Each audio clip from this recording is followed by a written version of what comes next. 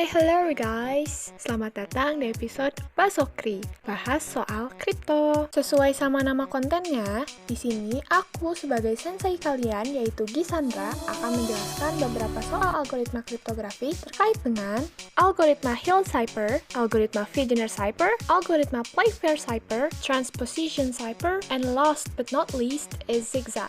Nggak usah pakai lama, yuk langsung masuk ke pembahasannya. Okay, for the first question, kita diberikan suatu informasi berisikan matriks enkripsi berukuran 2x2 dengan isinya 1417, plain text bertuliskan salsabila, dan indeks dari setiap karakter pada plain text. Nah, pada bagian pertama dari soal ini, kita diminta untuk mencarikan matriks dekripsi. Teman-teman tahu nggak sih bahwa matriks dekripsi ini didapat melalui perkalian inverse matriks enkripsi dengan modulo 26, juga nilai operasi baris elementernya. Jadi, untuk mendapatkan nilai matriks dekripsi, kita harus cari dulu nih nilai operasi baris elementernya. Untuk mendapatkan nilai operasi baris elementer, pertama-tama kita harus mengetahui dulu nih nilai dari determinan matriks enkripsi. Nah, cara dapetinnya gimana sih, Sensei? Gampang. Lihat nih. Ada 1, ada 7. Kita kaliin. Nanti hasilnya dikurang sama perkalian antara 4 dengan 1. Nih, kita tulis 4 dikali 1. Nah, habis itu kita operasiin. 1 dikali 7 itu 7, dikurang dengan 4 dikali 1 itu 4. Hasilnya berapa anak-anak? Yap, betul, 3. Kita kan udah dapat nih nilai determinannya. Habis itu kita tinggal masukin ke rumus OBE. Bahwa 3 dikalikan dengan suatu variabel dikali modulo 26 akan menghasilkan nilai 1. Hasil 1 pada sisi kanan akan kita ubah bentuknya ke 27 dikali modulo 26. Nah, ini kita tulis ulang. 3 dikali A dikali modulo 26. Nah, kalian notice gak sih? Di kedua sisi ada modulo 26. Artinya, kita bisa nih nyoret mereka. Sehingga sisanya tinggal 3 dikali A itu sama dengan 27. Sehingga kita dapatkan bahwa nilai dari variabel A itu sendiri adalah 9. Informasi ini akan kita tulis di informasi soal. Kenapa? Supaya nggak lupa. Jadi nilai OBE dengan variabel A adalah 9. Nilai operasi baris elementernya udah. Sekarang berarti kita tinggal nyari nilai inverse dari matriks enkripsi. Caranya gimana? Gampang. Kita lihat. Ada 1 sama 7. 1 sama 7 ini kita tukar posisinya. Jadi 7 sama 1. Terus sekarang ada 4 sama 1. Enggak, mereka nggak ditukar guys. Tapi mereka akan diubah tandanya dari positif ke negatif. Nah, inilah inverse matriks enkripsinya. Hasil ini akan kita masukkan lagi ke informasi soal. Setelah itu, udah deh, tinggal kita masukin ke rumus yang tadi di awal-awal. Bahwa kita harus ngaliin inverse matriks enkripsi dengan modulo 26 dan nilai operasi baris elementer yang diwakili oleh variabel A. Kita masukin deh. A-nya tadi 9. Inverse matriks enkripsinya itu tadi 7, negatif 4, negatif 1, dan 1.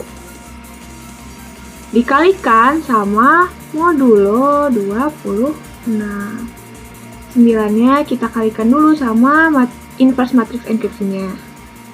Hasilnya jadi 63, negatif 36, negatif 9, dan 9. Kita kali ini sama modulo 26. Teman-teman masih ingat gak maksudnya perkalian modulo 26 itu apa? Kalau misalnya lupa, sini Sensei ajarin lagi. Jadi pengertian dari perkalian modulo 26 itu adalah kita akan mengambil hasil sisa dari pembagian antara bilangan di dalam matriks dengan 26. Contohnya nih,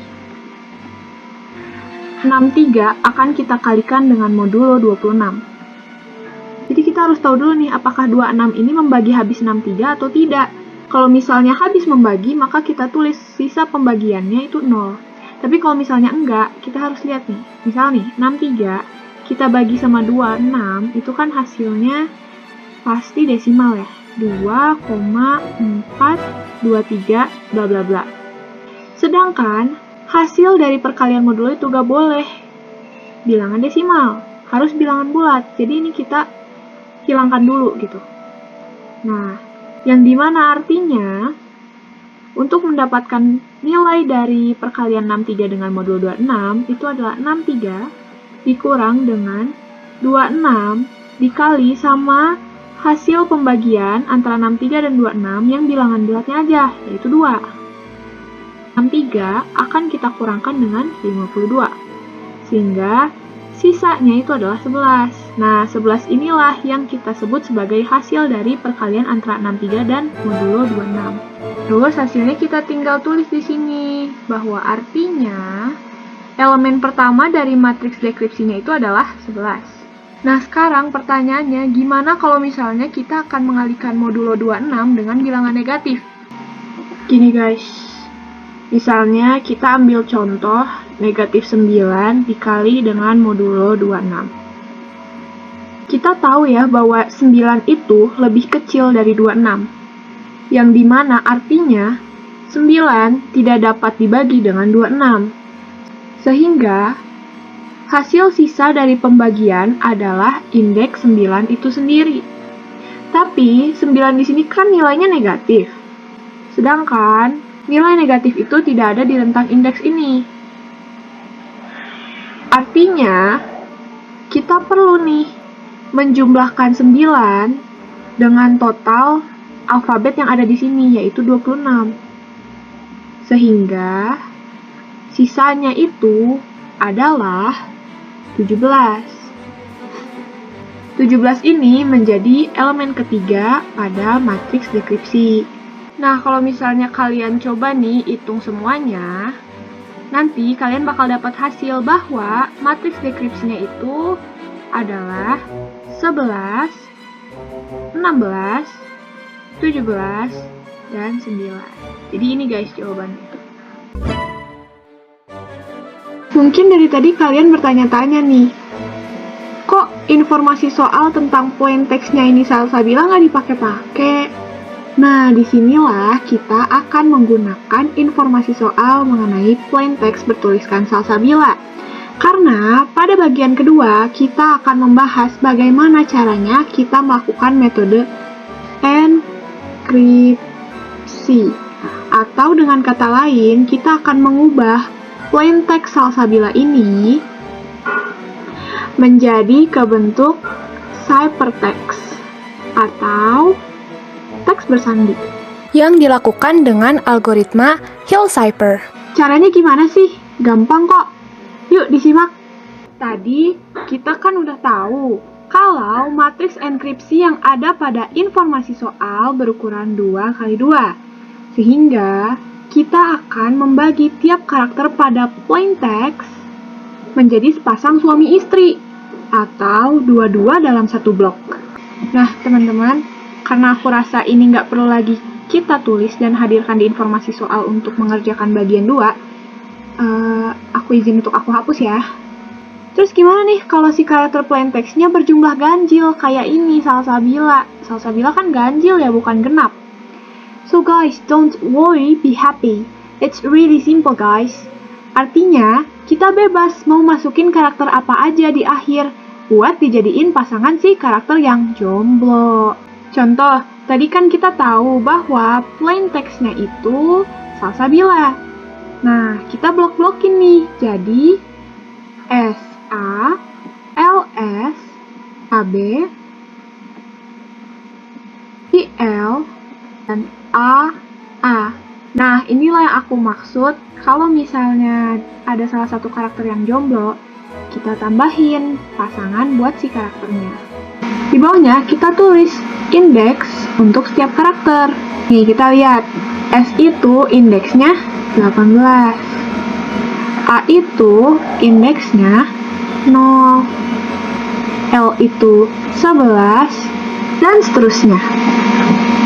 Setelah ini kita masukin ke rumus. C yang berupa matriks berisikan indeks karakter ciphertext sama dengan E yaitu matriks enkripsi dikalikan dengan P yaitu matriks berisikan indeks karakter plaintext dikalikan lagi sama mod 26. Sehingga pada blok pertama akan ditulis seperti ini. Matriks enkripsi yaitu 1417 dikali dengan matriks berisikan indeks karakter pada blok pertama, yaitu 18 dan 0. Terus guys, mohon diingat, jangan lupa kaliin juga sama modulo 26. Nah, tinggal kita hitung deh hasilnya. Nah, setelah mendapatkan hasil indeks karakter ciphertext, kita ubah nih si indeksnya ke bentuk karakter ciphertext. Kita lihat huruf apa yang indeksnya itu 18, yaitu S. Jadinya pada blok pertama huruf S akan diganti jadi S dan huruf A akan diganti dengan S. Perhitungan ini akan dilakukan terus-menerus hingga akhirnya kita mendapatkan hasil bahwa ciphertext dari karakter plaintext bertuliskan salsabila adalah SSF EH AH AA. Bagian terakhir dari soal ini kita diminta untuk membuktikan bahwa matriks D yang tadi sudah kita dapatkan benar adanya. Cara ngebuktinya gimana sih Sensei? Sini aku jelasin. Sebenarnya sederhananya kita tuh diminta untuk melakukan metode dekripsi. Caranya gimana nih? Mengubah ciphertext yang udah kita dapatkan tadi balik lagi ke bentuk plaintext. Kenapa sih harus pakai dekripsi ini? Karena matriks D akan digunakan dalam perhitungan dekripsi, gitu loh kawan-kawan. Sebenarnya caranya nggak jauh beda loh sama proses enkripsi. Ciphertext-nya kita blok-blokin dulu. Habis itu, kita tulis di bawahnya si indeks tiap karakter ciphertext.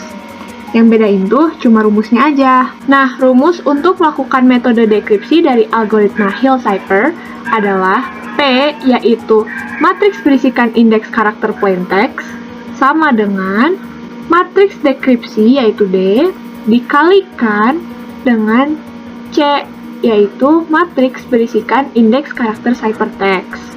Setelahnya kita kaliin lagi sama modulo 26. Hayo, tadi masih inget gak matriks dekripsinya berapa? Yap, betul. Matriks dekripsinya adalah 11, 16, 17, dan 9. Ya udah, easy banget kan? Tinggal kalian masukin aja indeks-indeksnya ke dalam rumus. Tadi matriks dekripsinya kita udah tahu 11, 16, 17, dan 9. Terus, matriks yang berisikan indeks karakter ciphertext pada blok pertama, yaitu 18 dan 18. Dikaliin nih sama mod 26 atau modulo 26. Dapat deh hasilnya segini. Sama nggak sama blok pertama di plaintext? Sama kan? Cobain deh buktiin lagi sama kalian. As simple as that, man. Yo, come on. I know you guys can do it. Lanjut aja deh ya ke soal nomor 2. Nanti kepanjangan bosen. Lalu ujung-ujungnya selingkuh ke video lain. Udah ketebak. Jadi, sisanya coba kalian buktiin sendiri deh. Benar atau enggak tuh hasil penenkripsiannya dan pendekripsiannya. Nomor 2, Pagina Cipher ya? Bisa lah, EZ ini EZ. Nah, di soal nomor 2 ini, kita diminta untuk melakukan metode enkripsi. Metode enkripsi ini dilakukan pada plain text yang bertuliskan Fauzi Makarim ke bentuk hypertext yang masih belum diketahui. Nah, dikasih tahu juga nih, kunci atau key yang digunakan adalah Sarah. Sebenarnya kita bisa milih mau kerjain pakai metode tabel atau rumus. Kalau metode tabel, kita cukup cari titik pertemuan antara karakter plain text dengan karakter kuncinya. Contohnya kayak gini. Tadi kita kan tahu huruf pertama pada teks asli atau plain text yaitu adalah huruf F. Dia akan disandikan dengan huruf pertama dari kata kunci yaitu S. Setelah kita jodohkan kolom F dengan baris S, kita akan menemukan huruf X sebagai teks bersandi karena X ini merupakan titik pertemuan antara S dan F. Kalau misalnya proses ini dilakukan berulang kali, maka kita akan mendapatkan bahwa hasil persandian dari karakter plain text berupa Fauzi Makarim dengan menggunakan kunci Sarah menghasilkan ciphertext XALZFEABAYAM. Tapi, kalau mau pakai rumus, langkah pertama yang perlu kita lakuin tuh selalu menentukan indeks dari tiap huruf karakter plain text. Terus, kita juga harus ingat bentuk rumus yang mau dipakai kayak gimana. Kalau misalnya indeks karakter A itu adalah 1, artinya rumus yang akan kita gunakan dibaca indeks karakter ciphertext sama dengan indeks karakter plain text dijumlahkan dengan indeks karakter kunci. Lalu hasilnya akan dikalikan dengan modulo 26. Yang artinya kita akan mengambil hasil sisa dari pembagian hasil penjumlahan dibagi dengan total jumlah alfabet, yaitu 26. Setelah mendapatkan nilai perhitungan, hasilnya perlu kita kurangkan dengan 1, agar ketika hasil penerjemahan, indeks yang didapat ke bentuk alfabet akan sesuai dengan tabel Pagina Cipher. Nah, biar makin ngerti, gini deh. Kita tulis ulang rumusnya untuk melakukan penenkripsian dari huruf pertama yaitu karakter plain text F dengan kuncinya yaitu S dikalikan dengan modulo 26 lalu hasilnya akan dikurang 1. Nah, huruf pertama yaitu F memiliki indeks sebesar 6. Kini kita masukin ke sini 6 dijumlah dengan indeks karakter S yaitu 19. Ya udah, kita tinggal masukin 6 ditambah 19, lalu dikalikan dengan modulo 26, dikurang 1. Hasil dari penjumlahan 6 dan 19 adalah 25. 25 ini akan kita kalikan terlebih dahulu dengan modulo 26, lalu dikurang dengan 1. Karena 25 lebih kecil daripada 26, artinya hasil sisa dari pembagian 25 dengan 26 adalah 25 itu sendiri. Lalu, 25 akan kita kurangkan dengan 1, sehingga akan menghasilkan 24. Nah, 24 ini merupakan indeks dari karakter ciphertext X. Jika proses ini dilakukan berulang, maka akhirnya kita akan mendapatkan bahwa teks bersandi dari proses enkripsi yang kita lakukan adalah XALZFEABAYAM.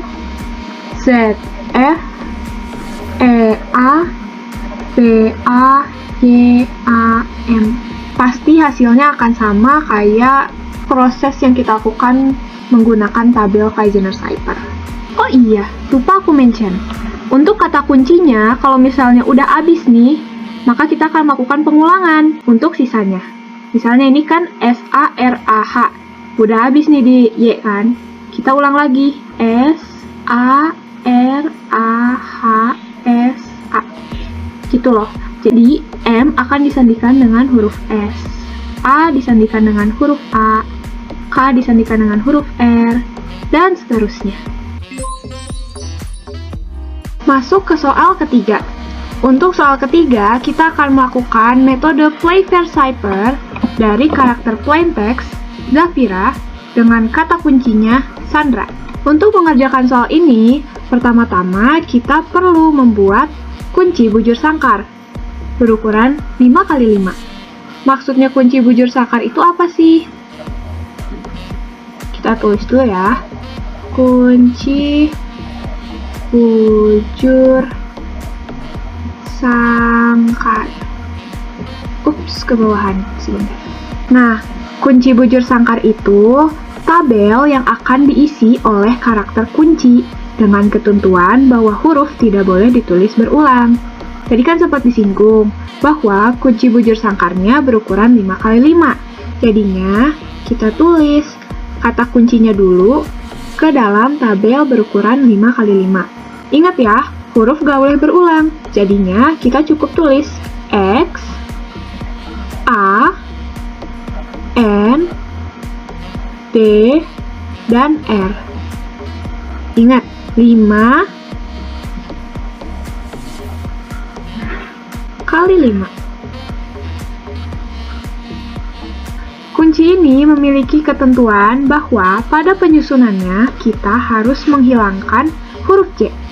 Kalau misalnya ada huruf J pada karakter kunci, maka huruf itu dianggap tidak ada atau dihilangkan. Tapi kalau misalnya ada huruf J di plaintext atau kata pesan, maka huruf J harus diganti dengan huruf I. Nah, huruf X, A, N, D, R kan udah masuk ke dalam tabel 5x5. Sekarang kita tinggal tulis alfabet sisanya secara berurutan. Nah, maksud gak boleh berulang tuh di sini, lihat. Kita kan udah nulis huruf A, jadi gak usah lagi nih nulis huruf A dari sini, gitu. Terus, D juga kan udah, jadi gak usah nulis nih huruf D di sini, gitu loh. Jadi gak boleh berulang. Habis itu, perluas tabel dengan menambahkan satu kolom di kanan dengan isi yang sama dengan kolom paling kiri. Dan satu baris di bawah dengan isi yang sama dengan baris paling atas. Terus, cara buat tahu ciphertextnya gimana? Pertama-tama, kita harus ngekelompok-kelompokin atau ngeblok-blokin setiap plaintext menjadi 2 pasang. Sama kayak proses Hill Cipher, bikin mereka jadi sepasang suami istri. Tapi kali ini kita nggak perlu tulis indeksnya. Pertanyaan yang keluar pasti lagi-lagi sama. Gimana kalau misalnya jumlah huruf plaintextnya ganjil? Atau istilahnya mah, ada yang jomblo lagi. Nah, kalau ganjil, di akhir kita wajib tambahin huruf Z. Biar si huruf yang jomblo ini punya pasangan. Terus ketentuannya sendiri gimana? Jadi ada caranya guys. Kalau misalnya sepasang karakter plaintext ini ada di baris dan kolom yang berbeda, maka cara persandian ke ciphertextnya yaitu kita cari titik pertemuan antara kedua huruf plaintext dan ganti huruf plaintextnya dengan huruf yang satu baris dengan huruf asli dan berada pada kolom yang sama dengan huruf pasangan si plaintextnya.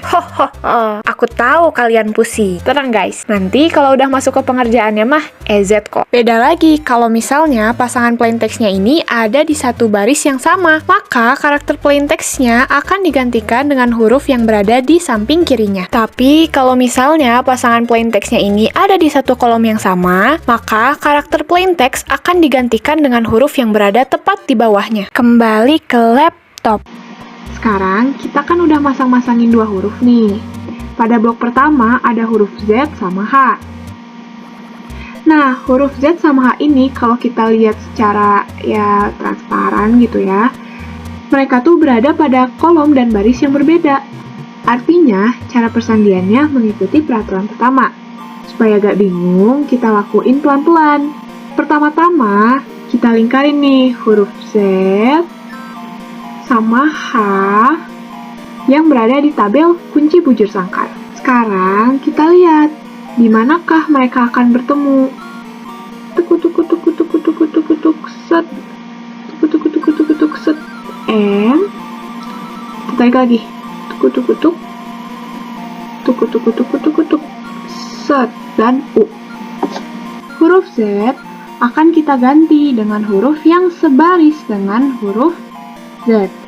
Tapi ada di satu kolom yang sama dengan pasangannya, yaitu huruf H. Jadi, huruf U inilah yang akan menggantikan huruf Z. Kita tulis di sini. Jadi, karakter pertama pada ciphertext-nya adalah U. Sedangkan untuk huruf H, huruf M lah yang akan menggantikannya. Kenapa? Karena huruf M berada pada baris yang sama dengan huruf H, yaitu karakter plaintext aslinya. Tapi tetap satu kolom dengan pasangan huruf H, yaitu Z. Nah, gitu guys. Metode ini akan dilakukan berulang hingga kita mendapatkan teks bersandingnya, yaitu UM, DC, MA, RP. Soal keempat yaitu tentang transposition cipher. Sini aku akan melakukan metode blocking transposition dengan plaintext-nya yaitu Zafira. Fun fact dikit, transposition cipher memiliki nama lain, permutasi loh. Kenapa coba? Karena kita akan mengubah tiap posisi huruf pada karakter plaintext. Sama aja kan konsepnya, sama mempermutasikan karakter-karakter tersebut. Untuk melakukan metode blocking transposition, pertama-tama kita harus tentukan mau menggunakan berapa kolom. Di sini aku akan menggunakan 3 kolom. Lalu setelahnya tulis huruf berurutan secara horizontal. Z, H, A, F, I, R, A. Jika kekurangan huruf seperti ini, maka tambahkan huruf acak. Tapi aku memutuskan untuk melakukan perulangan kata pada plaintext. Jadi kita tambahin lagi di belakangnya, Z sama H. Habis itu beres deh, tinggal kita baca ciphertext-nya secara vertikal. Jadi plaintext yang awalnya Zafira, sekarang berubah jadi ciphertext bertuliskan Z, F, A, H, I, Z, A, R, H. Udah, ini deh jawabannya. Gampang banget kan? Masuk ke soal terakhir, yaitu metode zigzag.